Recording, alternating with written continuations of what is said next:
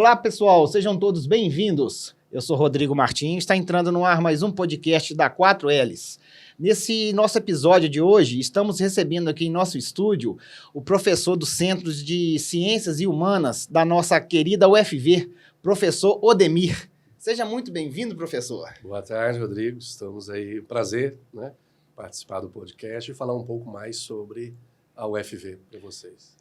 Hoje vai ter muita coisa bacana, né, professor? Muita curiosidade, né? Isso, muitas informações, né, que às vezes até o público interno da própria universidade desconhece, mas que tem o seu grau de significância e importância, né, em relação à própria fundação e a trajetória da universidade, aí aproximando-nos quase 100 anos, né, daqui a 2 anos. Pessoal, para vocês que estão acompanhando a gente, ainda não se inscreveram no canal, se inscreve aí, deixa o seu like, ative o sininho para receber as notificações das novidades do nosso canal. Professor, minha primeira pergunta, essa é padrão para todos. Sim, sim. Quem que é o professor Odemir? Então, eu sou um egresso, um ex-aluno, né, da Universidade Federal de Viçosa. A minha lotação é no Departamento de Letras, eu atuo na parte de gestão e hoje eu estou na frente da diretoria do Centro de Ciências Humanas, Letras e Artes e sou um apaixonado pela UFV. Você é nativo? Eu sou natural de Conselheiro Lafayette. Conselheiro Lafayette. Então vamos lá, professor. Primeira pergunta. Agora, envolvendo mesmo a nossa querida UFV.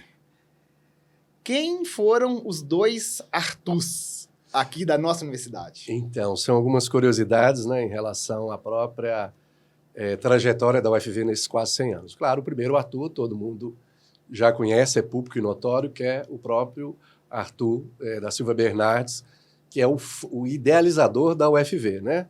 E um outro Arthur que passa despercebido é o Arthur Corsi Silva, né, que foi um dos presidentes aí no governo, ainda no período militar, que é o que de fato federalizou a Universidade Federal de Viçosa.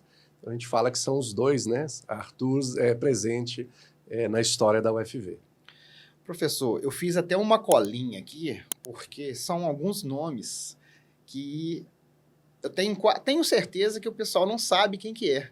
Fiz uma colinha aqui só para mim não correr o risco de deixar alguém de fora. Mas eu gostaria de saber, antes de chegar nesses outros nomes, o porquê que o Arthur Bernardes idealizou a ESAV. Então, a idealização de um estabelecimento de ensino superior no Brasil, né, isso já era um pensamento que Arthur Bernardes tinha enquanto presidente da província de Minas Gerais, que era o nome que se dava ao governador à época, teve um caráter realmente político muito forte de um principal legado que ele gostaria de deixar. Então, na verdade, ele não só gostaria de deixar, mas também seria a principal plataforma para ele chegar à presidência da República. Então, por que ele idealiza esse novo estabelecimento de ensino superior, a ESAV, a partir de Viçosa? Era para contrapor o modelo de São Paulo, que era um modelo bacharelesco, teórico, livresco, basicamente francês, eurocêntrico, e a ideia de pensar no estabelecimento de ensino superior, um modelo a partir dos Estados Unidos, era para fazer essa contraposição. Então, era um modelo contra-hegemônico. E por que ele tem essa idealização? A gente precisa, então, retornar um pouco ao contexto da época, histórico, que era o finalzinho da política café com leite, né, da República Velha, em que Minas Gerais e São Paulo não só faziam uma alternância no poder, na presidência, mas também eles tinham uma certa rixa, né? Então, Arthur Bernardes ele vai ser o penúltimo presidente desse modelo, do café com leite, a República Velha. Depois vem Washington Luiz, que é um paulista. E a ideia de trazer um novo modelo de ensino superior, que pudesse trazer desenvolvimento para o país, ele traz a ideia, né, de um outro modelo, ideologicamente, diferente daquele que se praticava no Brasil a partir de São Paulo.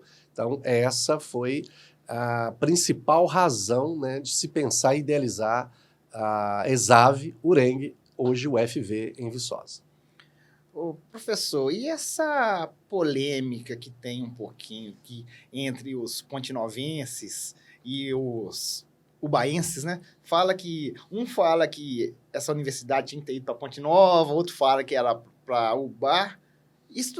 O que tem de verdade nisso tudo? Não, o que tem de verdade é que, de feito, foi feito um estudo Quem presidiu foi o próprio Rolfes. Então, o Rolfes, quando chega no Brasil, fica poucos dias no Rio de Janeiro e vai para Belo Horizonte, onde ele vai presidir essa comissão para estabelecer o local onde estaria esse novo, né, essa nova estabelecimento de ensino superior em Minas Gerais. Então, sim, foram feitos estudos em Ubá, Visconde do Rio Branco, Oratórios, né, Ponte Nova.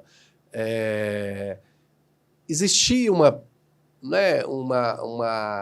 interesse pelo norte da Zona da Mata. Por quê? Primeiro que o norte da Zona da Mata era a região, à época, de maior importância econômica, né, no Estado e política. Então, os principais políticos, quase que daquele período, pós proclamação da República, predominavam-se por essa região, né? Afonso Pena e outros políticos mais, além de Arthur Bernardes, como Raul Soares, dentre outros.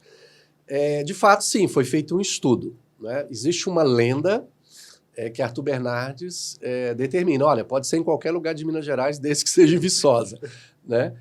Mas sim, foi feito um estudo, verificou-se essas outras cidades aqui no entorno, mas o que determinou de fato a escolha de Viçosa como sede, né, desse novo estabelecimento de ensino superior foi um percentual entre 3% e 5% de uma topografia plana no município de Viçosa, que a gente está numa região de montanha, e muita oferta de água.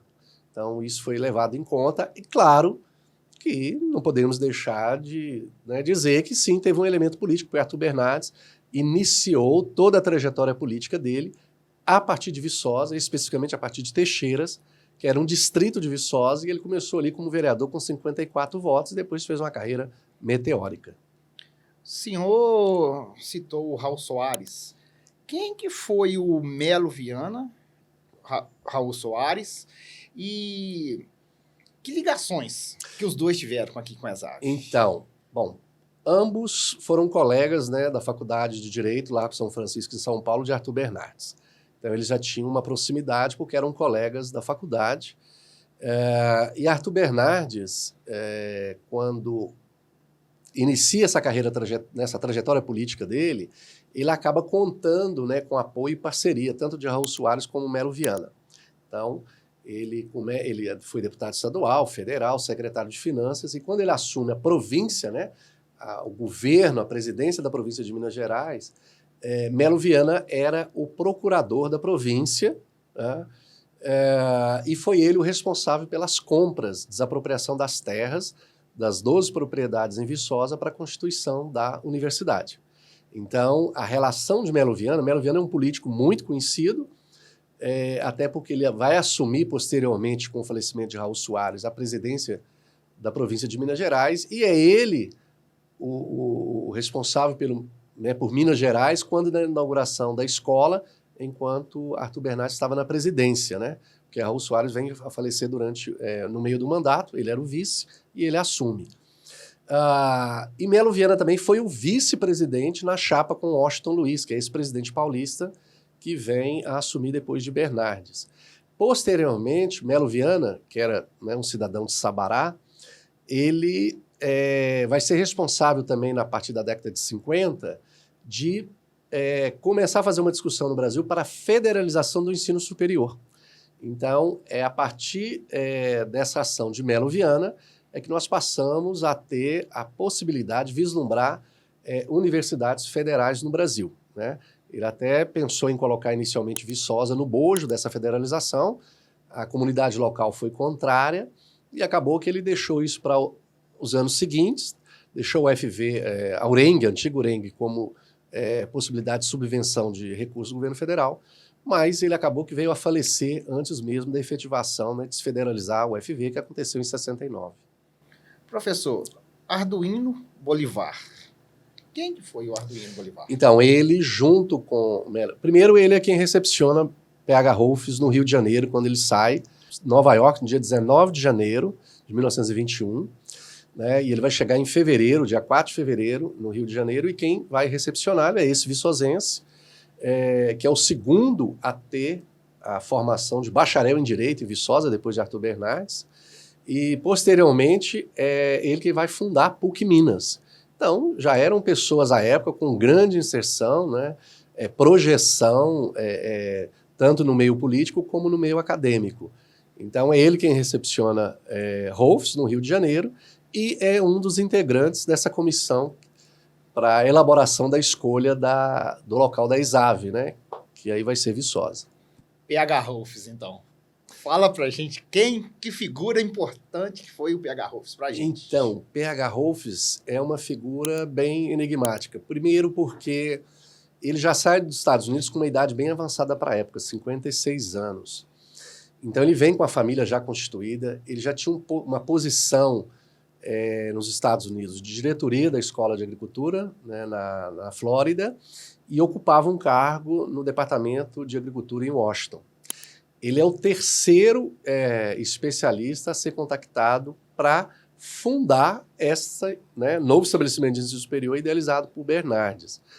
Então ele chega aqui com a esposa, a F. Rolfes, né, 2 filhas, uma filha, inclusive, posteriormente vai ter uma ligação muito forte com Viçosa, que é a Clarice Rolfes, né?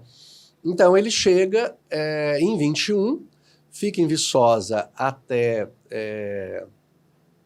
26, né, até 2 de dezembro de 26, e depois ele vai para Belo Horizonte. Ele continua no Brasil até 1941 e retorna daí para os Estados Unidos e vem a falecer 3 anos depois, né?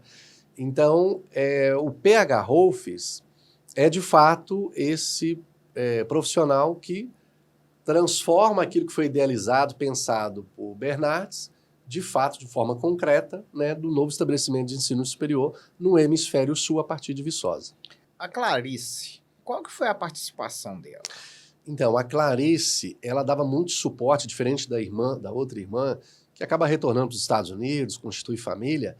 A Clarissa Rolfes, ela continua em Viçosa, até porque, numa desses retornos no período de férias, a F. Rolfes vem a falecer. Então, PH Rolfes retorna a Viçosa com a Clarissa e ela vai cumprir um papel meio que de primeira secretária de Rolfes. Ela ajuda muito na parte administrativa e ela cria um vínculo muito grande com Viçosa. Tanto que, quando do retorno definitivo de Rolfes para os Estados Unidos e que ele vem a falecer em 44, a Clarice depois retorna para Viçosa quando da criação do curso de Economia Doméstica. Então, a partir da década de 50, ela retorna e assume como chefe do refeitório, que hoje fica ali no subsolo do prédio do alojamento velho, próximo à capela. Então, ela vai cumprir esse papel de chefe do refeitório, fica ali por um tempo, depois vai para o Rio de Janeiro, e depois para a Escola Americana, depois ela vai para a Escola Americana de Porto Alegre, onde ela vem a falecer em 1964. Professor, tem um colégio dentro do campus Sim. que leva o nome F. Rolfes. Fala um pouquinho dele pra gente. Então, o pouco período que a F. Rolfes passou em Viçosa, a esposa de PH Rolfes, ela teve uma preocupação, assim como Clarissa também, né, muito paradoxal, né? Como criar uma universidade modelo no hemisfério sul, numa cidade onde se predominava o analfabetismo. Então, só para você ter uma ideia, dos 500 operários que trabalhavam na obra da construção da escola, né, quase 96% de analfabetos. Então, isso até era uma dificuldade para Belo Lisboa, que era o engenheiro-chefe, conduzir no canteiro de obra, né, algumas ações. E a F. Rolfes considerou isso muito paradoxal, quer dizer, nós vamos criar aqui uma universidade em que tem toda uma população, né, de analfabetos. Então ela faz uma ação, antes mesmo do início do curso técnico e do curso superior, tanto de agricultura como de veterinária, uma preocupação de alfabetização das crianças, né, e das esposas desses trabalhadores rurais do entorno de Viçosa e de Viçosa também. Então por que nós temos uma escola dentro do campus, uma escola estadual, em homenagem a F. Rolfes? Por causa dessa ação dela lá nos primórdios, no início da ESAV. Lembrando que a UFV, antes de ser federal, ela era estadual. Então ela foi URENG, Universidade Rural, né, do Estado de Minas Gerais, e Escola Superior de Agricultura e Veterinária, ligada também ao governo de Minas Gerais. Então, quando da federalização, aquele espaço continuou, no governo do Estado, no governo Magalhães Pinto, de uma escola de ensino médio. E, em homenagem a ela, né, foi dado o nome de F. Rolfes. Então, quer dizer, há uma particularidade, mas como assim uma universidade, uma escola estadual dentro de um campus federal? Na verdade, é um campus que se federalizou dentro de um campus estadual. Por isso, então, que nós temos aquela escola ali, próximo ao Colune, né, com o nome de F. Rolfes, e essa homenagem mais do que justa por causa desse trabalho dela de alfabetização no início da construção da escola. O Belo Lisboa, que o professor acabou de citar aí, ele também teve uma participação muito significativa na história aqui da nossa FV, né? Ele é o terceiro nome, né? Eu classifico, não só eu, né? A gente, quando recorre muito aos arquivos, isso fica muito visível em vários documentos daqueles que escrevem sobre a universidade. Claro, o primeiro nome é Arthur Bernardes. Sem dúvida. Ele é quem idealiza. Muitos não sabem, por isso é que dá o nome à reitoria, ao prédio da reitoria, conhecido popularmente, principalmente para o pessoal na época da URENG, como Casa Branca, né? Então, aquele prédio da reitoria está lá em cima, as pessoas às vezes não percebem, mas ali é o prédio, né, PH Rolfes.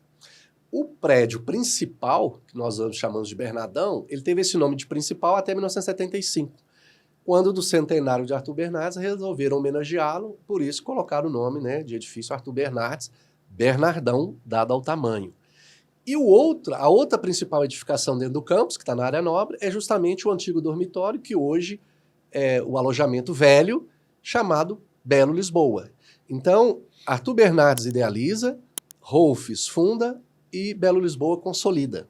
Então, Belo Lisboa, ele vai ser o segundo diretor. Ele é o vice-diretor na gestão de Rolfes, era o intérprete de Rolfes, e a formação dele é muito interessante porque ele era engenheiro civil, né, agrimensor, com formação na parte de elétrica, mecânica e contador. Então, ele era um engenheiro auxiliar que chegou aqui para trabalhar para o governo de Minas em Ponte Nova, e aí ele é transferido para Viçosa. Com 3 meses, ele passa de engenheiro auxiliar para engenheiro-chefe. Então, é ele quem vai assumir todo o planejamento, construção, toda a execução dessas principais edificações que nós encontramos hoje no campus, que é a reitoria, do lado ali, que era a garagem e biblioteca do Rolfes, que hoje é a financeira, a estaçãozinha, o prédio principal, né, o Bernardão, e o alojamento. E as outras construções eram muito próximas da biblioteca, pocilgas e tal, que na medida que a UFV foi tendo expansão, elas foram para áreas mais periféricas. E também tivemos construção daquela casa ao lado da Caixa Econômica Federal, hoje denominada Pinacoteca. Ali era a casa do vice-diretor. Belo Lisboa morou ali. Então nós tínhamos aquela casa, né? Tivemos as casas dos operários, 7 casas, Secundino, né? Porque os professores casados, qual que é a particularidade de Viçosa? Todos moravam dentro do campus. O diretor, vice-diretor, os professores solteiros depois vieram a morar no subsolo, quer dizer, no primeiro piso da reitoria, né? E até hoje nós ainda temos resquícios, né, de moradores aí, herdeiros dos antigos operários da ESAV e URENG, que moram ali na Vila Secundina, naquelas vilas dentro do campus. Então, o Belo Lisboa ele tem uma importância muito grande para a consolidação da UFV. Diogo Melo. Quem que foi o Diogo Melo? Então, Diogo Melo, ele vem a fazer parte junto com o Belo Lisboa, porque Belo Lisboa também ele vai assumir a cadeira de engenharia rural quando do início do curso superior. Quem é Diogo Melo? O Diogo Melo, ele já era um brasileiro para a primeira década, né, do século passado, com uma formação excepcional. Ele tem uma formação no Colégio Batista no Rio de Janeiro, depois ele vai para os Estados Unidos, faz né, o high school e a faculdade, e ele é um dos poucos professores brasileiros dentro da equipe eclética internacional que Rolfes montou de 22 professores. Então, 18 eram estrangeiros. Então, tínhamos poucos brasileiros compondo o início da escola, né? Então, nós tínhamos alemães, russos, evidentemente, né, muitos professores dos Estados Unidos, dinamarqueses, que faziam essa composição inicial da escola, né? E Diogo Melo é esse professor que também já tinha uma experiência internacional muito grande para a época. Hoje ele dá nome ao campus experimental que tem depois ali do supermercado Escola. Então, ele tem um papel muito importante no início da universidade Ele até assume durante um período muito curto, né, a direção da escola, e depois ele vai finalizar a carreira dele em Florestal, né? Ele vai assumir a direção da... O que é Florestal? Florestal é uma escola que era do governo do estado e depois é incorporada pela UFV. Pessoal, para vocês que estão com a gente e ainda não se inscreveram no canal, se inscreve aí, deixe o seu like, ative o sininho para receber as notificações das novidades do nosso canal. Fazendo isso, o YouTube entenderá que o nosso conteúdo está sendo satisfatório e passará a distribuí-lo para mais usuários. Esse aqui eu tenho certeza que muita gente não conhece. João de Oliveira. Quem que foi o João de Oliveira? Então, o professor João é interessante porque a gente tem as 4 pilastras, que é uma representação bem concreta, né, da própria identidade da UFV. Né? O que são as 4 pilastras? Rolfes remetia o tempo todo durante as falas dele sobre essas 4 pilastras, que era da Universidade de Iowa, que não era nem... que era a alma mater dele, de onde ele teve formação. Essas pilastras nem existem mais hoje nessa universidade lá nos Estados Unidos. E ele sempre falava das 4 pilastras, né? Como esse símbolo, né? Essa demarcação do próprio campus universitário. Então, no dia 12 de dezembro de 1929, quando P.H. Rolfes deixa Viçosa, os operários construíram aquela construção que nós temos ali hoje, ela é a terceira, porque as 4 pilastras já ficavam um pouco mais à frente, que é onde está aquela rotatória. Então foram construídas as 4 pilastras em homenagem a Rolfes, né? Como se fosse um presente para ele, uma demarcação.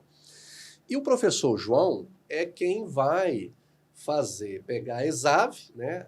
As iniciais, que é do estudar, saber, agir e vencer, e demarcar discursivamente nas pilastras.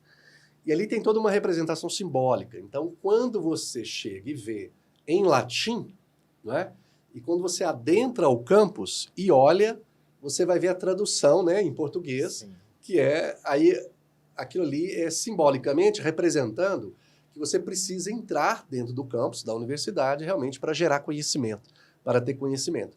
Então, João Oliveira, pouquíssimo falado, poucos conhecem, mas é acreditado a ele, né, essa iniciativa de demarcar discursivamente nas 4 pilastras as iniciais da ESAV, né, a Escola Superior de Agricultura e Veterinária. Antônio Secundino de São José. Então, o próprio nome, São José, porque ele teve muita dificuldade, né, durante o parto, a mãe dele teve muita dificuldade, e foi dada até essa extensão São José por causa do dia do santo, né, São José. Ele era de Pato de Minas, e ele vem com 17 anos para Belo Horizonte para iniciar o curso de Direito. Só que a mãe dele recomenda que ele visite Viçosa, que ele passe por Viçosa para visitar um primo. Coincidentemente, ele chega aqui no dia da inauguração da escola, que foi num sábado, 6 horas da manhã. E ele ficou muito encantado com a estrutura, que já se tinha, da ESAV. Ele desiste da carreira de Direito e vem fazer opção pelo curso de Agricultura. Ele acaba ficando em Viçosa, é um estudante que teve uma importância muito grande no próprio movimento, né, no dormitório. Tem até um episódio de Belo Lisboa, a partir da casa ali da vice-diretoria, né? Então, eles brincavam muito durante o banho, né, quando geralmente, a estrutura até pouco tempo do alojamento velho era essa, os banheiros externos e coletivos, né? Então, as pessoas geralmente batiam na porta e aí abria e julgava, né? Pegava água e julgava no rosto, né, da pessoa que estava batendo. E tinha um senhor que cuidava do dormitório. Aí foi lá, contou para Belo Lisboa que está tendo uma algazarra lá no dormitório. Aí Belo Lisboa vai lá, bate na porta. O pessoal pergunta quem é, ele não responde. E aí quando abre, Antônio Secundino José é o que joga água no diretor, no Belo Lisboa. Ele foi expulso, né? Então, quando ele estava para ir embora ali na estaçãozinha, os colegas, né, convenceram de ficar, que iam recorrer, abrir um processo, né, a junta administrativa, e aí ele fica e ele continua, forma, ele vai se torna professor, ele vai ser um dos primeiros professores, já na gestão do professor John Griffin, aí para os Estados Unidos ter uma formação em pós-graduação, E ele depois retorna, e ele quem vai trazer para o Brasil o milho híbrido, desenvolver o cultivo, né, desse milho em larga escala no Brasil, e vem depois a ser sócio do Rockefeller, vai ajudar nos esforços da Segunda Guerra Mundial, com a parte de alimentação a partir da base de Natal, no Rio Grande do Norte. E hoje nós temos a Biblioteca Central, no campus da universidade, né? Em homenagem a ele, nós temos o nome de Biblioteca Central Antônio Secundino de São José. Então, Antônio Secundino de São José é um desses egressos, né, que teve toda uma trajetória de êxito e que depois parte realmente para o setor produtivo, né, para o mercado, e vai criar a Agroceres, né, que hoje é presente aí no Brasil inteiro. E o José de Melo Soares? Quem que foi? Então, o José Melo Soares... José Melo ou José de Melo? Não, José de Melo Soares é um dos que vai, no início da universidade, ele vai ocupar uma das cadeiras, né, da universidade, e que era também de Viçosa. Então, era um dos poucos brasileiros que compunham ali a estrutura da universidade, da antiga escola, né, ESAV, no início. Lá no início também teve uma relação entre o Getúlio Vargas e o Arthur Bernardes, não teve? Então, como a gente estava no final da República Velha, e aí gerou esse entrave entre Minas Gerais e São Paulo, Arthur Bernardes acabou apoiando, né, porque aí quando viu que Washington Luiz não ia indicar o seu sucessor um mineiro, no acordo da política café com leite, mas indicaria um paulista, e aí Bernardes, obviamente, foi contrário, ele vai trabalhar numa dimensão de que, ok, então a presidência não fica nem com mineiro e nem com paulista, vai ficar com gaúcho. Getúlio Vargas ele entra nesse momento, né, para a história do Brasil, tem início a partir justamente dessa relação, desse atrito entre Bernardes, né, os bernardistas, e o governo de Washington Luiz, entre Minas Gerais e São Paulo. Posteriormente, só que Arthur Bernardes apoia com a intenção que ele fosse fazer uma reforma da Constituição e tal. Isso não acontece, a gente vai ter a Revolução de 30, né? E aí acaba que Getúlio Vargas acaba perseguindo Bernardes, né? Ele acaba sendo exilado, né? Ele é preso, tem todo aí um contexto histórico sobre essa prisão dele, né? Numa fazenda em Araponga, e ele vai para o exílio. Então, num primeiro momento, Getúlio era um aliado de Bernardes, depois passa a ser um desafeto. Por passar a ser um desafeto, Getúlio acaba nomeando interventores nas diversas unidades da federação. E não foi diferente com Minas Gerais. Ele vai nomear Benedito Valadares, né, o famoso governador Valadares. Então, que passa a perseguir Viçosa, porque considerava Viçosa reduto bernardista. Então, ele até tentou transformar a escola num quartel de cavalaria. Então, muitos não sabem, mas o antigo nome da avenida, hoje P.H. Rolfs, era Avenida Governador Valadares. Então, até pelo entendimento da própria comunidade local, resolveu trocar o nome, né? Deixou de ser Avenida Governador Valadares para se chamar Avenida P.H. Rolfs. Ou seja, o P.H. Rolfs, de fato, seria um sentimento de muito mais gratidão pelo P.H. Rolfs em relação ao que se fez em Viçosa, a Benedito Valadares, que pensou até em fechar a escola, né? Então, eles passam a ser desafetos aí durante esse período. Bernardes volta como deputado federal, depois senador, mas nunca mais tiveram uma relação de proximidade. E Getúlio Vargas, ainda no governo Benedito Valadares, é que vai fundar a Florestal. Então, o CEDAF, o Centro de Desenvolvimento Florestal, em Florestal, Desenvolvimento Agrário em Florestal, é uma iniciativa de Valadares com Getúlio Vargas.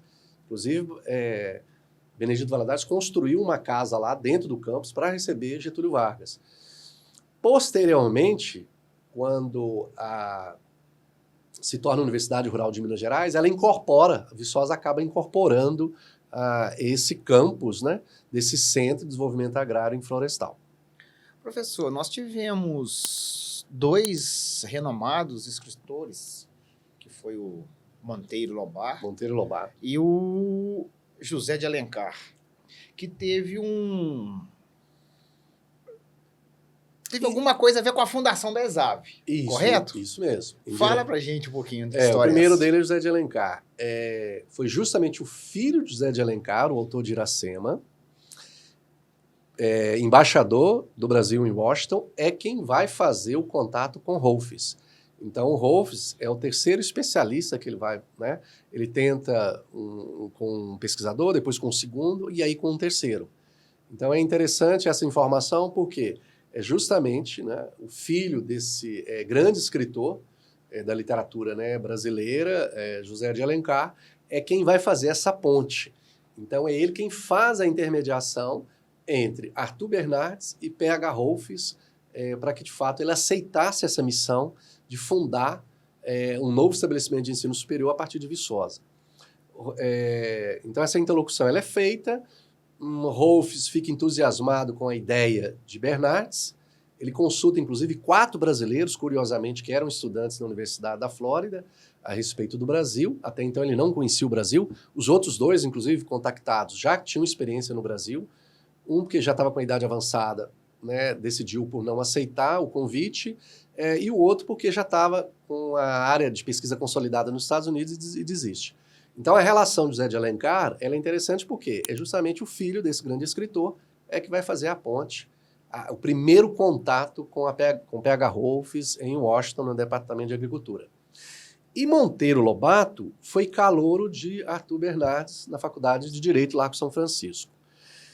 Mas onde que Monteiro Lobato, ele de fato entra, né, através de um interdiscurso, de uma apropriação de um discurso de Monteiro Lobato com Viçosa? Monteiro Lobato, então, quando ele encerra o curso de Direito, ele inicia uma carreira como promotor na cidade de São Paulo, só que ele acaba herdando a fazenda do avô em Taubaté, e ele abandona, então, essa carreira jurídica e retorna para Taubaté. Então, lá em 1914, em plena Primeira Guerra Mundial, ele começa a observar que o matuto, para resolver algumas práticas da agricultura, colocava fogo nas encostas. Então, ele acha aquilo muito curioso, resolve fazer uma carta, manda para uma sessão de queixas e reclames do Jornal de São Paulo, né, em novembro de 1914, onde ele vai fazer uma crítica. Olha, enquanto a elite brasileira, política e agrária brasileira está preocupada com as labaredas dos canhões alemães na Europa, o Brasil está pegando fogo. E aí ele vai fazer uma crítica que o atraso econômico do Brasil era em decorrência de práticas empiristas, né, bem empíricas, da agricultura, que nós precisaríamos, de fato, profissionalizar o processo produtivo, né, agrário do Brasil. Bernardes incorpora esse discurso, inclusive, para chancelar a criação desse novo estabelecimento de ensino superior. Esse interdiscurso de Monteiro Lobato está presente desde a fundação, a idealização, até mais ou menos a década de 40, nas cerimônias de formatura, em que os paraninfos sempre se remetiam que a ESAV, que Viçosa, né, foi criada para acabar com esse empirismo na agricultura brasileira, ou seja, para trazer um novo desenvolvimento para o país, considerando que o país era um país essencialmente agrário até a década de 30. É só com Getúlio Vargas a gente começa a industrializar o país. Então, Monteiro Lobato vai ter essa relação muito próxima. Embora foi justamente no governo Arthur Bernardes que a editora dele quebrou, né, e que aí ele muda para Nova York, mas depois Monteiro Lobato e Arthur Bernardes, eles vão levantar a mesma bandeira, algumas décadas depois, com o petróleo é nosso, né, a defesa do petróleo é nosso, em que você tinha essas 2 principais lideranças no Brasil, tanto Arthur Bernardes como Monteiro Lobato, fazendo essa defesa. Guimarães Rosa, ele teve uma passagem também aqui pela ESAV, antes de assumir como cônsul brasileiro em Hamburgo. Em Hamburgo, isso. Guimarães Rosa é um outro personagem, também muito conhecido da literatura brasileira. E por que ele veio a Viçosa? Belo Lisboa sempre procurava projetar, né, propagar esse novo estabelecimento de ensino superior Brasil afora através das conferências nacionais de educação e convidar comitivas de parlamentares, né, as principais personalidades do Brasil à época. E não foi diferente com Guimarães Rosa. Então, Guimarães Rosa, poucos meses antes de embarcar para a Alemanha para assumir o consulado em Hamburgo, ele visita o campus da ESAV. E ele vai deixar registrado, né, no livro de ouro da universidade, a impressão, né, a impressão muito positiva que ele teve do campus, né, junto com o professor Rolfes, o professor Griffin, né, e ele fala, e ele acaba exaltando muito o orgulho dele, né, de visitar o campus, conhecer a ESAV, não só, né, como mineiro, mas como brasileiro. Então, isso marcou muito durante aquele período. Então, a escola era muito conhecida. Então, nós recebíamos aqui essas, não só políticos brasileiros, mas delegações estrangeiras da Alemanha, do Japão, que visitavam a universidade nesse período para conhecer esse novo modelo de ensino. Viçosa tinha alguma relação com Mariana e Ouro Preto? Isso, é interessante que até o nome Viçosa é em decorrência a Dom Viçoso, não é? Porque aqui era Santa Rita, que era uma vila ainda do século XIX, né? As terras onde se localiza Viçosa eram terras da igreja, né? Por isso que, posteriormente, até em homenagem a esse próprio núcleo habitacional, né, se denomina Viçosa. Hoje, o único resquício que a gente tem é do próprio cemitério, que é Dom Viçoso, né? Mas essa é a primeira relação. Então, quando você teve o esgotamento, né, do ouro em Ouro Preto e Mariana, essas pessoas se deslocavam, né, para essas outras regiões mais periféricas, e não foi diferente aqui com o norte da Zona da Mata, em que você passou, então, a ter esses núcleos iniciais que faziam cultivos, tinham algumas monoculturas que abasteciam principalmente, né, Ouro Preto. Mas existia essa relação com a igreja. Então, é um núcleo habitacional que ele é irradiado e cresce a partir da igreja. Tá? Posteriormente, quando da criação da ESAV, a gente precisa lembrar que já existia um curso de agronomia, de agricultura em Ouro Preto, no seminário Dom Bosco, só que era um curso de 1 ano.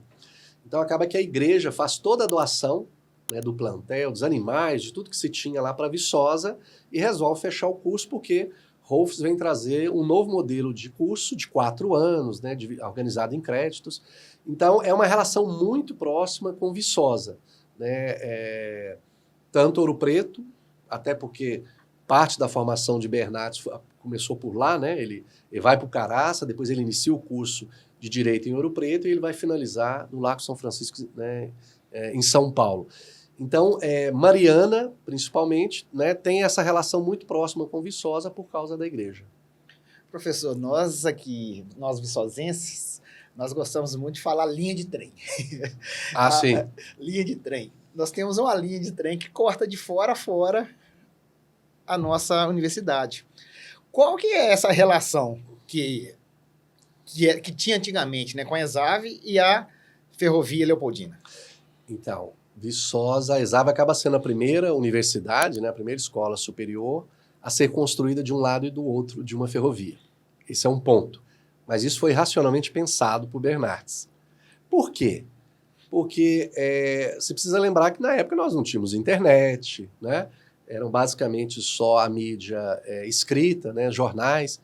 Então, para ele era muito importante que toda a elite agrária e política, somente da Zona da Mata, ao passar por Viçosa, acompanhasse, né, esse grande projeto, esse grande legado, essa grande plataforma que foi a construção da ESAV. Então, a ferrovia ela vai chegar em Viçosa no finalzinho do século XIX, próximo ali à Violeira, né, bem distante da área mais central da cidade.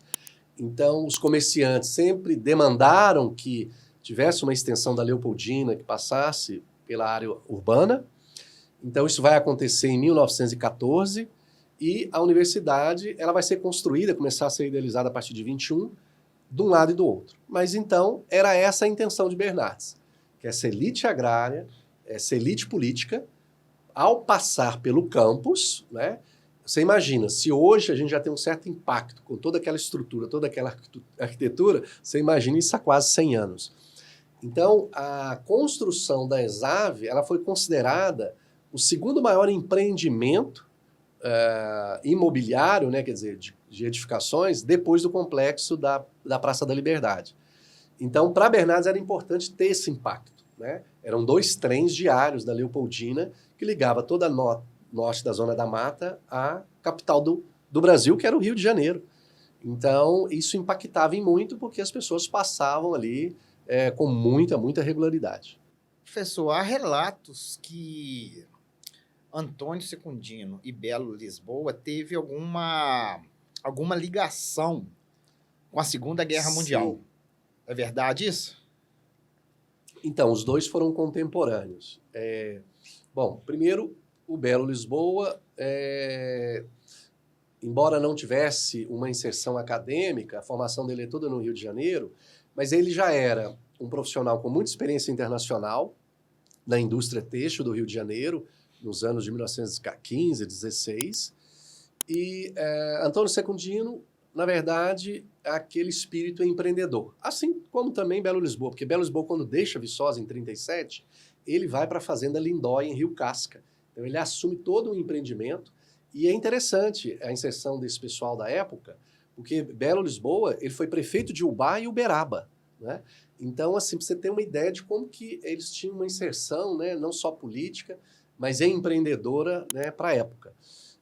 Então, os dois, até por serem contemporâneos, eles vão ajudar nesses esforços da Segunda Guerra Mundial a partir de Natal, né?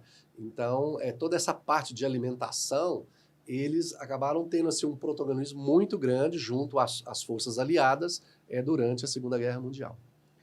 E a mula ruana? Por que ela ficou famosa? Esse acaba que a mula ruana faz parte, né, desse imaginário da ESAV, porque, de fato, as práticas eram bem empíricas, né, da agricultura aqui na região, né, de Minas Gerais.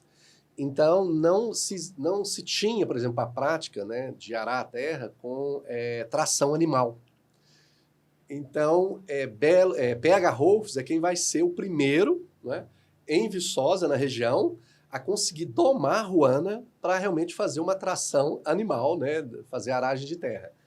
E o pessoal viu aquilo como muito desafio, né, se ele ia ou não conseguir fazer isso.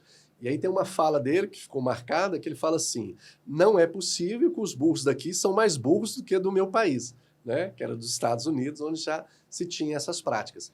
Então, a ruana, ela é uma mula que teve presente boa parte da história, né, inicial da ESAV, e que foi a primeira a ser domada, né, domesticada, realmente para fazer a atração animal dentro das partes dos campos experimentais da ESAV. Pessoal, para vocês que estão acompanhando a gente e ainda não se inscreveram no canal, dá essa moral para a gente aí, se inscreve aí, deixa o seu like, ative o sininho para receber as notificações das novidades do nosso canal.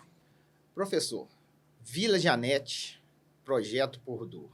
Tem uma ligação entre os dois aí. Mas antes de você falar um pouquinho dessa ligação, eu gostaria que você falasse um pouco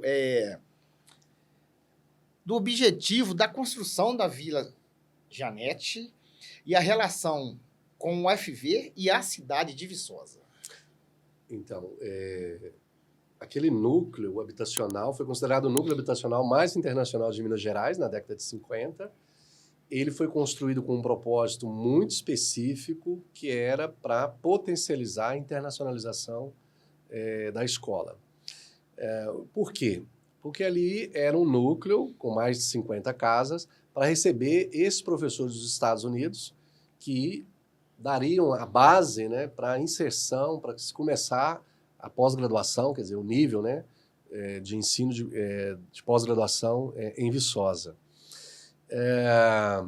Então, assim, marcou muito a história de Viçosa, porque a Vila Janete ela vai ter uma presença muito forte, majoritariamente desses professores dos Estados Unidos, de 52 até 73. Só uma curiosidade, foi o PH Rolfs que teve Não, essa ideia? Não. Isso nós já estávamos já na URENG, né? Na URENG. Isso. Porque você tem a URENG a partir de 48, então já era uma universidade rural do estado de Minas Gerais. O PH Rolfs já não estava mais aqui, né, em Viçosa. Ele deixou Viçosa no finalzinho, né, da década de 20.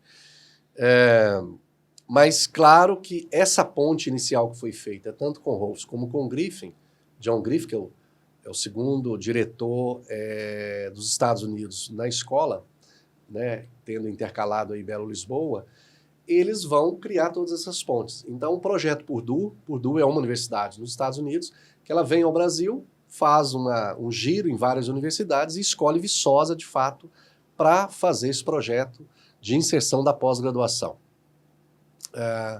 Isso na década de 50, você imagina. Isso mais recentemente, Purdue retorna à América do Sul, agora dessa vez na Colômbia, há alguns anos atrás.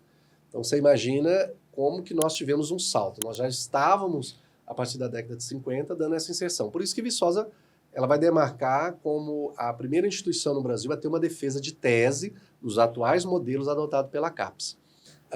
Então, essa vila ela vai ter um impacto muito grande. Primeiro, ela vai ter um impacto com a própria escola, né, potencializando as pesquisas dentro do campus e criando essa rede e essa continuidade de formação stricto sensu com os nossos professores, né, nos Estados Unidos.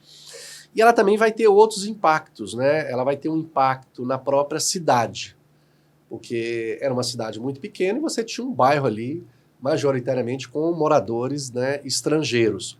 Majoritariamente eram protestantes, então isso fez com que a cidade, eminentemente católica, passasse a aceitar outros credos. Então eles reuniam ali na Silviano Brandão, né, nas escolas dominicais aos domingos, iam com aqueles carros rabo de peixe, escama de peixe, né, cromados. A gente precisa lembrar que a gente estava na época no período áureo da indústria automobilística dos Estados Unidos, e essas famílias na vila, elas traziam tudo dos Estados Unidos, todo o mobiliário, carro, vinha com muita regularidade um empório, né, um container do estado do Rio de Janeiro, inclusive até com água, né, e com outros bens de consumo para essa vila. Então isso impactava muito, né, nos moradores da cidade que tinham contato com esses moradores da Vila Gianetti, né? Gianetti é em homenagem ao secretário de Agricultura, né, que nós tivemos em Minas Gerais. Como essa informação também é muito importante. Viçosa, desde a criação até a federalização, ela era vinculada não só ao Estado de Minas Gerais, mas era vinculada à Secretaria de Agricultura. Ela não tinha uma relação nem com a Secretaria de Educação, muito menos com o MEC, Ministério da Educação. Era com a Secretaria de Agricultura. Professor, uma curiosidade aqui. Hoje, em 2024, tem algum morador ali naquelas casas ou não? Não. Hoje não tem mais não, né? Não, uma das últimas moradoras ali, Rebouças, Loures, né? Ela saiu nos anos 2000, porque os resquícios, né, aqueles que ficaram, quando da aposentadoria, eles deixavam, né, essas casas. Hoje as casas predominantemente ou estão vinculadas a projeto de extensão ou alguma outra entidade, ou federal ou estadual, né, como tem lá, Emater, Corpo de Bombeiros, o CREA, que ocupam esses espaços. Hoje ela não é utilizada mais como moradia. Professor, por que desde os primórdios da ESAV, a bandeira americana sempre esteve presente no campus? Então, durante o período da ESAV, ela era muito presente. Durante as construções, espaços internos das edificações, quando se faziam exposições, porque hoje não é segredo que a universidade, de fato, ela segue um modelo de um campus de universidade americana, de edificações recuadas da via, muita área verde, uma diversidade bem eclética arquitetônica. Então, é um campus muito bem demarcado espacialmente, é um campus que foi planejado para que as pessoas se sentissem muito bem, né, nesse espaço, é o principal garoto propaganda da universidade e um espaço que inicialmente, né, como eu disse, foi muito bem demarcado por essa influência dos Estados Unidos, não só pela presença das bandeiras, né, dos Estados Unidos em alguns espaços, mas algumas práticas, inclusive. Então, nós tínhamos até então só o dormitório, que é o que nós chamamos hoje de residência estudantil, que é o alojamento velho. Então, cada seção ali tinha uma flâmula, tinha uma irmandade, aos modos que você vê muito em campos de universidades americanas, Alfa, Beta, isso ainda muito por influência de P.H. Rolfes, né, nessa parte inicial da criação da ESAV. Então, a presença era muito forte. Viçosa é a primeira cidade de Minas Gerais a ter um IQBEU, né, no interior. Isso a partir da década de 60. Então, a prática do ensino, da língua inglesa, né, estava muito já presente e muito influenciada, né, por essa formação inicial do campus da ESAV. A nossa UFV aqui, eu gosto de falar nossa UFV, tem gente que acha até engraçado, mas ela é diferenciada das demais universidades federais, por causa de suas dimensões institucionais. Fala um pouquinho disso pra gente. Então, enquanto campus é um dos maiores do país, né, isso até pela própria característica, que é uma universidade essencialmente agrária na sua origem, óbvio que isso demandava espaços experimentais, né, de campo. Iniciamos com 453 hectares, né, na ESAV, embora hoje o campus florestal é maior do que o de Viçosa, mas a área do campus é muito grande em relação às outras universidades. E a diferença, uma das principais diferenças, é que, de fato, foi uma universidade pensada racionalmente para atrair estudantes e retê-los aqui no bom sentido, ou seja, para evitar ao máximo a evasão, né? Então, tem muitos estudantes hoje da UFV que tem várias federais entre a casa dele, a cidade natal, e Viçosa. E ele passa por todas essas federais e vem escolher Viçosa. Por que isso ocorre? Porque, na verdade, Viçosa hoje é a universidade que mais contempla as dimensões de assistência estudantil em todas, né, as suas frentes. Não só com a moradia, como a alimentação, assistência médica, através da divisão de saúde, práticas esportivas, dentre outras.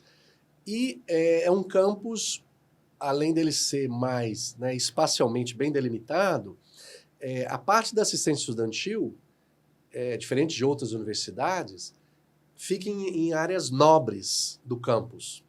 Diferente de outras universidades, que a parte da assistência estudantil das moradias fica em áreas mais periféricas do campus. Não, aqui fica numa área nobre, central do campus, né, as edificações, tanto pós-pozinho, o velho, o novo, novíssimo e feminino. Então, para a universidade é estratégico esse cuidado que ela tem, que é o que nós denominamos de grande família ufeviana. Inicialmente era exaviana, que era, inclusive, se propagava muito o espírito exaviano, que era essa relação muito grande, né? Aqui não se tinha só a formação técnica, humanística, a formação nas suas respectivas áreas, mas Belo Lisboa tinha uma preocupação muito grande da formação dos nossos estudantes enquanto cidadãos, críticos, né? Claro que lá no início, até um contexto histórico, né, de um outro momento, nós tínhamos até treinamento militar dentro do campus, né, através do Tenente Kimmel. Mas, então, existia essa preocupação. Então, Viçosa tem essa particularidade, ela diferencia das demais porque você cria uma identidade muito grande com o campus, né, que vai criar o que nós chamamos dessa grande família ufeviana, esse espírito ufeviano, né, essa identificação com o próprio campus, de você se sentir bem e de recorrer sempre ao campus. Às vezes você deixa de estudar na sua república em casa ou na sua casa e você vai para as instalações do campus porque é um local, de fato, muito agradável. E essa é uma das principais diferenciações. A outra, como eu disse, por ser um garoto propaganda, é uma das poucas universidades que tem um campus tão bem cuidado como se tem em Viçosa. Não é? Realmente. Então, com relação à parte mais paisagística, você vai no campus, frequentemente o pessoal está aparando a grama, né, está fazendo um replantio da parte das flores nos canteiros centrais. Então, há uma preocupação muito grande com o cuidado do campus, com as suas edificações, né? Você não vai ver nenhum tipo de ato de vandalismo, né, nas edificações do campus, né? Então, é claro, a gente tem toda uma estrutura da segurança patrimonial, né, através da vigilância, que tem como objetivo e propósito esse cuidado, mas a gente percebe que a própria comunidade acadêmica, internamente docentes, técnicos e discentes, e a comunidade local, né, os viçosenses, eles têm o campus da universidade como uma extensão da cidade, como uma área em que tem esse senso agradável, é uma área de lazer, é uma área em que, quando ele recebe a visita de um parente de São Paulo ou do Rio, ele leva até o campus. Então, é uma área de visitação, é uma área onde a garota de 15 anos vai debutar, faz o seu book, onde as noivas, né, vão fazer books no campus, porque o campus ele é cênico. Então, há uma preocupação, um cuidado muito grande com o campus, porque há esse sentimento de pertencimento, de identidade com o campus. Isso não ocorre nos outros campos universitários, né, nos outros campi, né, universitários Brasil afora. Então, essa é uma das principais diferenças de Viçosa em relação às outras 68 federais. Hoje, a UFV, ela tem um campus em Florestal. Florestal e Rio Paranaíba. Rio Paranaíba. E é verdade que ela já teve um campus lá em Altamira, lá no Pará? Então, poucos sabem, né, desse campus avançado em Altamira, no Pará, que foi de 73 a 87, um campus avançado. Hoje ele é incorporado, é uma área de agrárias, incorporado pela Federal do Pará. Então, Viçosa teve essa presença durante ainda o período ali do governo civil-militar,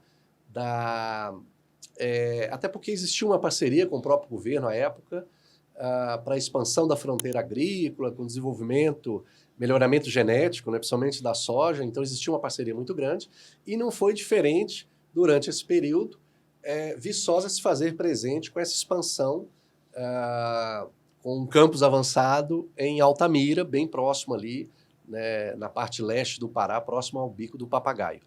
Então, hoje essa é uma área incorporada pela Federal do Pará. Uma curiosidade aqui, que eu tenho certeza que todo mundo que está assistindo a gente agora deve ter essa curiosidade. Como que surgiu o churrasco de formatura no Recanto da Cigarra?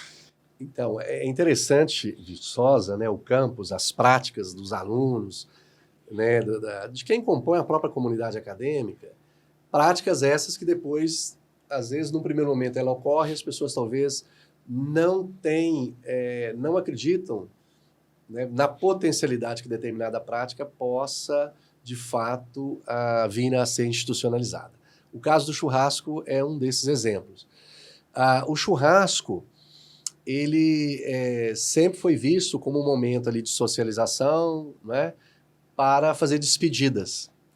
Isso começou com a saída dos professores a partir da Vila Janete, do Projeto Purdue. Então, alguém lá teve a ideia de, né, na despedida de um desses docentes, de uma dessas famílias, vamos fazer um churrasco aí para despedida, né? E aí os estudantes também passaram a internalizar isso. Então, quando eu for embora, né, encerrar aqui meu ciclo de formação na universidade, eu também quero um churrasco. E esse churrasco dos professores, né, do Projeto Purdue já eram feitos ali mesmo próximo. Nós tínhamos as terraças, né? Já era próximo onde hoje mesmo o Recanto das Cigarras. Então, os estudantes incorporaram essa prática que começou inicialmente, né, como despedida de um professor da Vila Janete, do Projeto Purdue.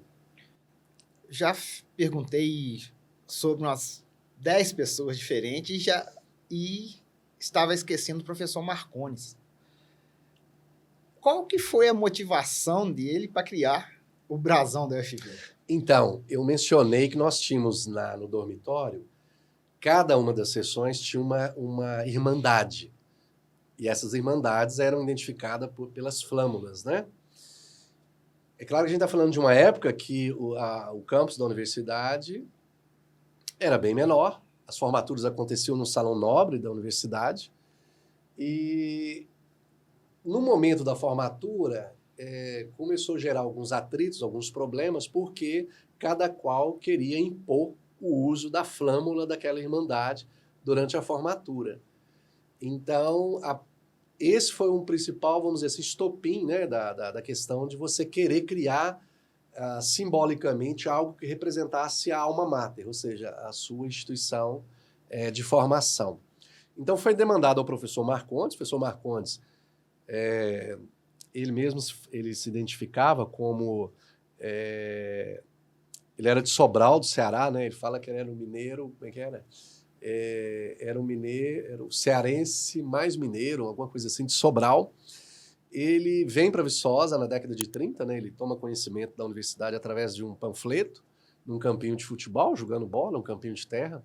Você tem ideia de como que a escola era projetada e propagada Brasil afora já naquela época. Quer dizer, hoje até a gente teria uma dificuldade de imaginar um folheto chegando no interior do Ceará, né?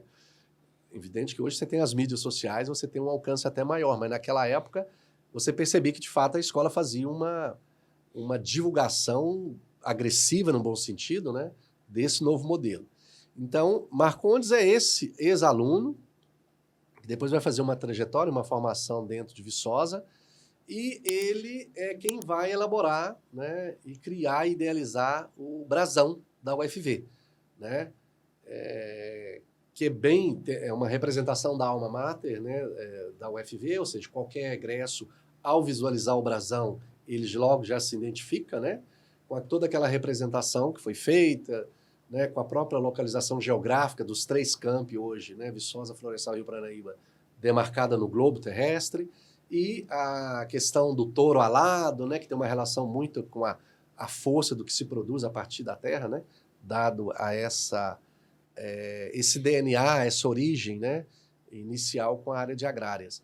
Então o brasão ele surge para, né, de uma vez por todas, você ter uma representação, né, um brasão que identificasse a alma mater, né, a UFV.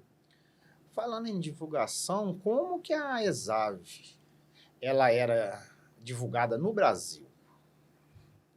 Então, existiam as conferências nacionais de educação, que era uma oportunidade que os antigos dirigentes, ao participarem, né, dessas conferências, divulgassem o novo modelo.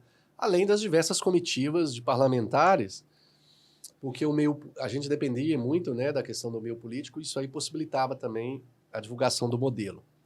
Mas, curiosamente, ali na década de 30, Belo Lisboa já tinha produções audiovisuais, a gente tem registro, se você jogar no YouTube você vai encontrar, ele já fazia divulgação da escola, da Semana do Fazendeiro, do mês feminino, nós tínhamos aqui também chamado mês feminino, que era um encontro específico, né? E ele fazia essas divulgações em cinemas de Juiz de Fora, Rio de Janeiro, Belo Horizonte, Cataguases, antes dos filmes. Então, olha, é uma prévia, antes mesmo do jornal Esso, que dava notícias sobre a guerra, antes dos filmes, você tinha a possibilidade de fazer a propaganda, né, da ESAV nesses cinemas pelo interior do Brasil. E além, claro, dos prospectos, né, que eles divulgavam meio que mala direta e espalhavam isso para o Brasil inteiro. Professor, nós somos referências na agronomia, nós somos bem fortes nesse setor, mas também nós somos na educação infantil. Sim, sim. Fala pra gente um pouco. Então, claro que quando você imagina o UFV, há uma questão dessa identificação com o seu DNA, com a sua raiz, né, que vai estar realmente nas ciências agrárias, que é o que vai dar motivo realmente à criação, porque ela é uma escola superior de agricultura e veterinária.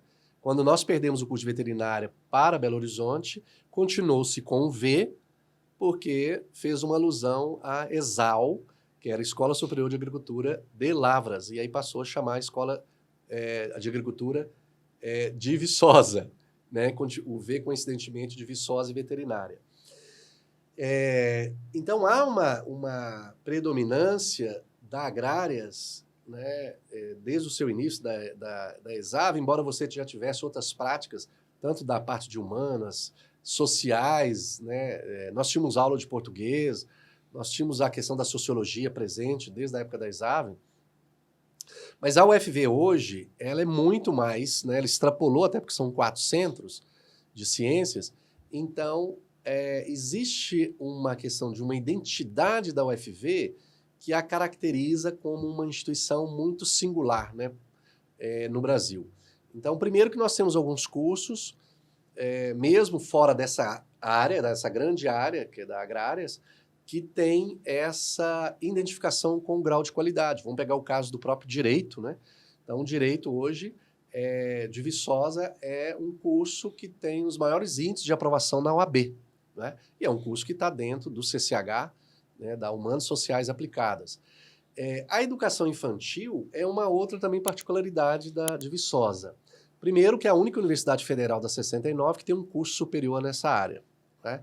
Ou seja, Viçosa tem uma preocupação da formação, e que nós temos lá os 180 crianças, que vai desde os 3 meses, né, até os 5 anos, que é no Laboratório de Desenvolvimento Infantil e Humano, e que nós temos um curso de educação infantil. Então, nós temos dentro do centro o curso de pedagogia, educação do campo e um curso de educação infantil, que vai focar justamente nessa fase inicial da formação, né? E depois a pedagogia também atua nas áreas de séries iniciais. Esse curso, ele é uma referência, né, na sua área. Como eu disse, né, a UFV, ela acaba que outros cursos, ela vai criando também essa identificação e essas referências em qualidade em relação aos seus pares Brasil afora, né? Então, o caso da educação infantil, do direito, é um caso, são esses casos, né, fora dessa formação que nós temos tradicional, que é da área de agrárias. Professor, por que teve essa divisão de centros dentro da UFV? Na verdade, nós tínhamos escola. As universidades, elas são organizadas ou por escolas, institutos, faculdades ou centros. Esse modelo de centros de ciência, não são poucas universidades que seguem esse modelo, como o de Viçosa, que foi institucionalizado a partir de 78. Então, quando você tem a federalização em 69 e a reforma universitária a partir de 68, até que para a UERN manter esse status e essa nomenclatura enquanto esse universo do conhecimento, né, de uma universidade, ela precisaria expandir para outras áreas do conhecimento. Porque quando você tem um estabelecimento de ensino superior que foca só em poucas áreas, é um centro universitário, né, e não uma universidade. Então, a universidade ela precisa abarcar todas essas áreas do conhecimento. Hoje, no caso da UFV, nós estamos organizados em 4 grandes centros, né? Centros esses que vão se organizar com determinados cursos de graduação, organizado em departamentos na oferta de suas disciplinas, para demarcar determinadas áreas do conhecimento. Então, o que nós tivemos foi uma transformação de escolas, como nós tínhamos no passado, escola superior de agricultura, ciências domésticas, ciências florestais, para centros de ciência. E aí, com o centro de ciência, você tem a possibilidade de expandir, né, fazer uma expansão dos cursos naquelas respectivas áreas do conhecimento. Então, os cursos de graduação são vinculados ao centro de ciências, hoje dentro da universidade. E as disciplinas são vinculadas aos departamentos, onde também ali se encontram lotados os docentes. O primeiro reitor da UERN foi o professor Braga. Professor Braga, isso. Teve um fato curioso no seu falecimento, não teve? Ah, sim, sim. Aí são algumas curiosidades, né, desses grandes personagens da UFV. O professor Braga, quando ele faleceu em Belo Horizonte, ele tinha já, que era um desejo dele, né, uma espécie de um travesseiro que apoiou, né, a cabeça, e ele era a composição desse travesseiro era com as painas, né, que tinha uma paineira em frente à reitoria.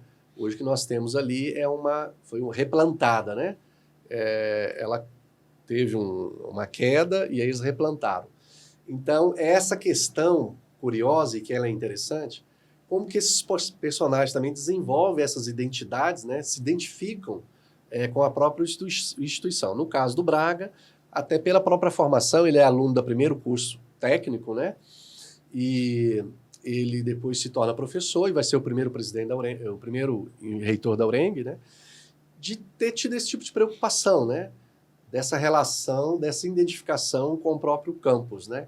E de ter usado, né, as painas da paineira, né? Para fazer esse pequeno, né, um pequeno travesseiro, um apoio ali. E o professor Flammarion?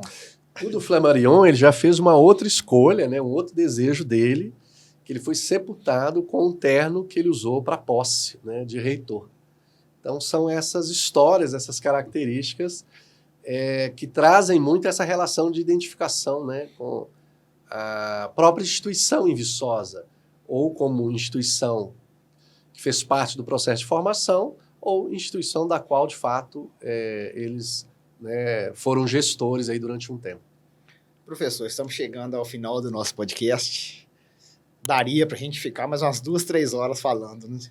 Você sabe muito. Só antes de finalizar, professor, você lembra quando que você teve... Quando que você fala assim, não, eu quero estudar isso, eu quero aprender a história. Você lembra? Então, desde quando eu cheguei em Viçosa, em 96, eu já guardava eu já me identifiquei, né, com a própria estrutura do campus. O campus sempre me chamou muita atenção, né, pela própria estruturação. Eu participei muito de movimento estudantil e também pela oportunidade de ter conhecido outras universidades, eu percebi que Viçosa tinha algo que a diferenciava das demais e tal. E, claro, obviamente, eu tive a oportunidade de retornar a Viçosa depois, né, como professor. E aí eu tive a oportunidade, durante o meu doutorado, de escolher a UFV como objeto, né, unidade de análise para minha pesquisa, que era o processo de formação estratégica da ESAV, né, que pega a ESAV, URENG até a própria UFV. Então, consequentemente, foi um momento que eu tive a oportunidade, e aí me identifiquei mais ainda, me apaixonei mais ainda, né, com a própria trajetória, a própria história da UFV, a própria Constituição, os diversos casos, as histórias, as práticas, né, que são muitas e muitas.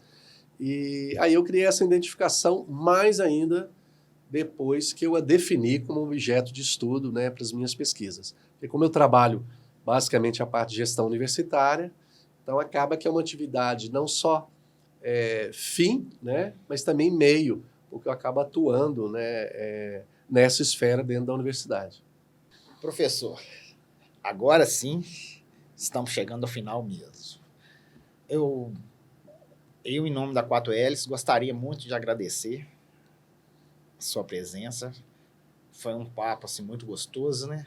E esse podcast nosso vai se estender mais um pouquinho, né? O próximo agora vai ser só sobre o Centro de Ciências Humanas, onde o professor é o diretor, correto? Sim, isso mesmo. Então, meu professor, mais uma vez, gostaria de agradecer a sua presença. Gostei muito desse bate-papo e tenho certeza que todo mundo que acompanhou a gente até agora vai ficar maravilhado com esse bate-papo nosso. Ok, eu que agradeço a oportunidade. Acho que é sempre bom ter a oportunidade de explicitar e falar um pouco mais, né, acho que sobre a universidade. Claro que são muitas histórias, são muitos personagens, muitos dados, muitas informações, mas é isso, estou à disposição. Hoje eu estou à frente da diretoria do Centro de Ciências Humanas, Letras e Artes, e aí acho que vai ser uma ótima oportunidade poder falar um pouco mais sobre a estrutura, né, e do que representa e como que se situa, né, o centro dentro da organização da UFV. Pessoal, para vocês que acompanharam a gente até agora e ainda não se inscreveram no canal, se inscrevem aí, deixa o seu like, ative o sininho para receber as notificações das novidades do nosso canal. E segue nossa página também lá no Instagram, 4Ls Filmes. Até o próximo episódio.